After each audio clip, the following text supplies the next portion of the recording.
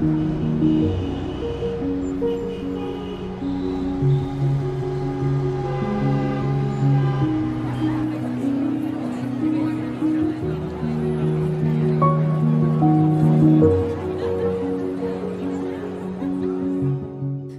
የትራፊክ ፍሰት የሚበዛባት ቀን ከሌሊት የማታንቀላፋው በዛ ላይ ደግሞ በጣም በርካታ ሰዎች በሰኮንዶች የሚተላለፉባትና የሚገናኙበት አንድ ቦታ ነው ያለው።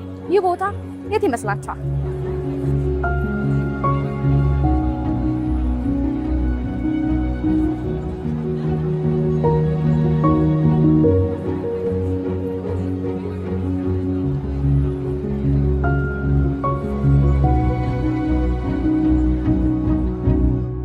ቦታ መድረሳችሁን በምንድነው የምታውቁት? አሁን የምገኘው የኢትዮጵያ ንግድ ባንክ ተፈራ ደግፌ ቅርንጫፍ መገናኛ ነው። ተፈራ ደግፌ በ1961 ዓመተ ምህረት የመጀመሪያው ኢትዮጵያዊ የኢትዮጵያ ባንክ ስራ አስኪያጅ በመሆን በታሪክ ይታወሳሉ።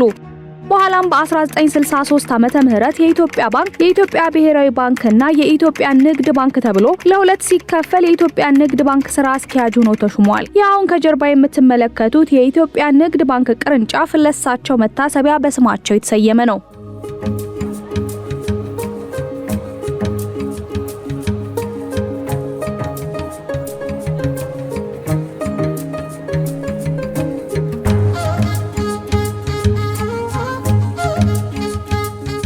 የኢትዮጵያ ንግድ ባንክ ከ48 ሚሊዮን በላይ ደንበኞች ያሉትና በኢትዮጵያ ብቻ ሳይሆን በምስራቅ አፍሪካም ቀዳሚው የፋይናንስ ተቋም ነው።